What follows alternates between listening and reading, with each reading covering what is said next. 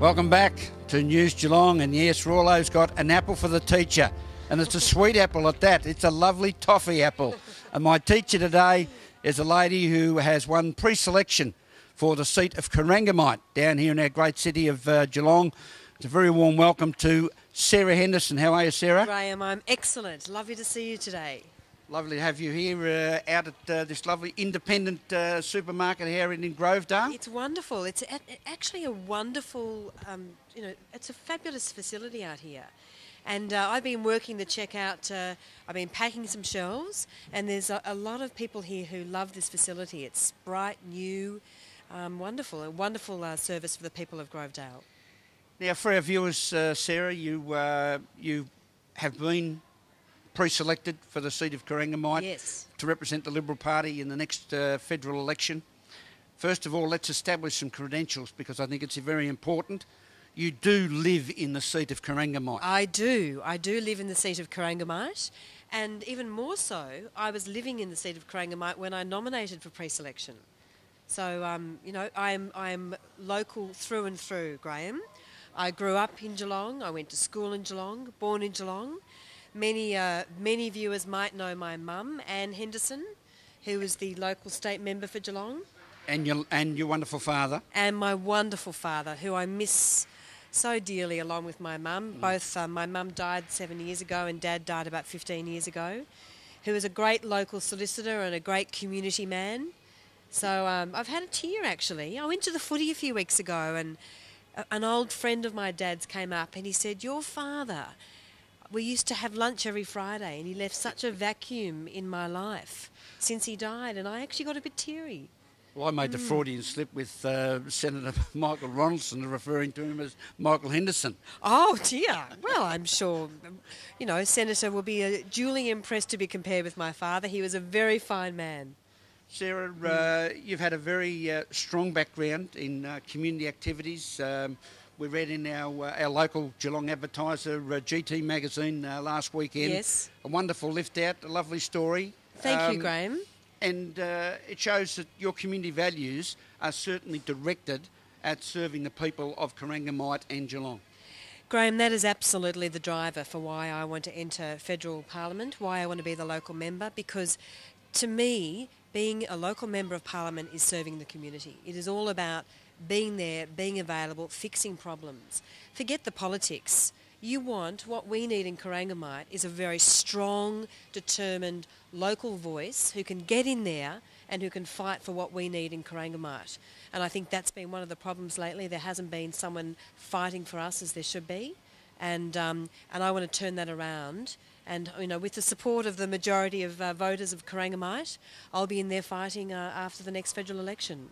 Well, it was only 1,542 votes at the last election, so we would say that you're in there with a strong chance. I've got a good, strong chance, yes, and we'll be fighting. We don't take this for granted. It's going to be a very big fight, but I will be certainly fighting very hard because I really believe that I'm the best person who can actually connect with the community, get things done. I mean, I've got a very big background, Graham, as a lawyer, as a journalist. Advocacy is my, part of my DNA.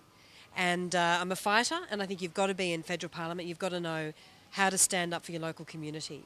So I'll be that'll be very much my focus as the local member. Now, many of our viewers will recognise the face, of course, from your days on in front of the camera. Yes. You were doing the interviewing on the 7:30 report. How do you find the role reversal that will be coming across you in the coming months? Look, it's challenging. In fact, I'm standing here with you, Graham, and I just want to reach over and grab that microphone. It's a slightly weird position to be in. But no, I had many years working in the media and television.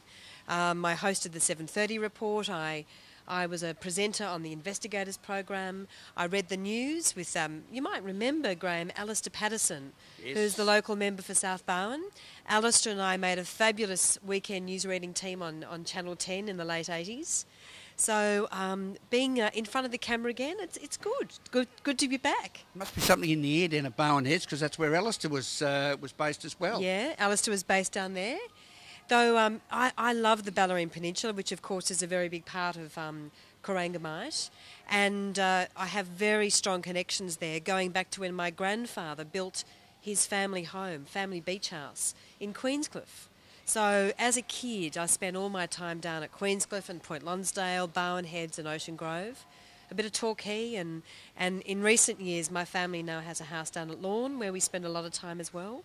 So this is very much, Graham, my backyard, and I can't wait to get out there and meet everyone, and that's what we've started to do, and it'll be very exciting to talk to as many people as we can in the community.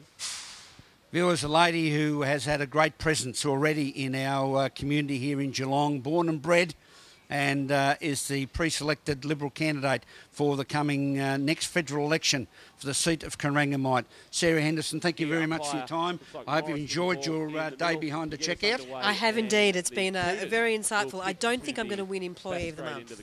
I was a little bit slow. I kept talking. But I've had a really great day here out at Grovedale, so thank you very much, Graham. And we've had a great morning out here at the Grovedale presenting another News Geelong program. Hope you've enjoyed it, because it is our continued aim to present the positives happening in things around our great city of GWELONG. Yes, go Cats. Until next week, Rawlo saying bye for now. We'll take you out of this week's News Geelong service with the game between Ocean Grove and Queenscliff down at Ocean Grove. Thank you very much, Tom King. Going up in the ruck, Beale probably won the tap out, just went backside of centre. Queenscliff will come away from the middle up towards Murphy. Couldn't take the mark over his head. McManus, handball over the top looking for Peace. They're going towards the Ocean end in the opening term as the Lerner boundary umpire tosses it back into play. Could have been a little bit short, and it'll be a holding free kick going the way of Evans in the ruck. So he's got the footy at left half forward, about 65 from home. Fairly open forward line he's kicking towards. He goes long and deep. Gavin couldn't take the mark. Well, there has been a mark. No, a free kick. Too high. And go to Grout. It'll go to Grout. So Wally Grout from 30 metres out. Do you reckon on a slight angle. You work in the tile industry? Wally Grout? No, Eddie Grout. Eddie Grout. Oh, you might. I think stick with Wally. You'd remember Wally Grout. Why would I remember Wally Grout? He was the wicketkeeper in the Tide Test. I could do with him over there at the moment. They probably could. Manu just took a good catch.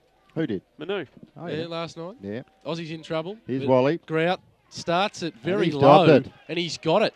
Queenscliff first blood at the Ocean Grove Memorial. It's going to the other end. No, it's not. No, okay. We'll find out in a minute. I'll Evans, go down and throw the grass up. Evans and Beale in the middle. Chance now picking up the footy for Measures. Onto the left boot he goes towards half forward. Peace leading the race to the ball with the Grubbers. They're in numbers, Ocean Grove. Where's the windsock? Over the footy there, Laidler. Maybe going that way. And we'll have a ball Southwesterly.